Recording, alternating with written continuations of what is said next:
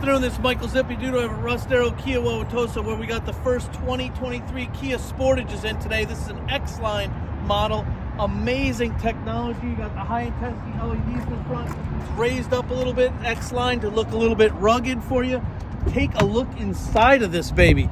The new owner is the first 2023 Kia Sportage to come off the line. Let me just show you the back real quick, and I'll introduce the new owner. This shit is ridiculous. Kia is just producing stuff that is just off the charts. If you look at the design elements in this car, you're going to notice they follow it through from the lights to the side of the car. This is just another amazing product from Kia. They brought us the Telluride. They brought us the redesigned Sorento. They brought us the EV6. And now this, they are acting up with this thing. This is 2023 Kia Sportage. Oh my God, we got one left in stock.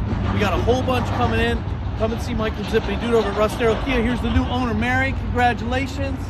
She is the first owner of a 2023 Kia Sportage. Maybe in the whole state.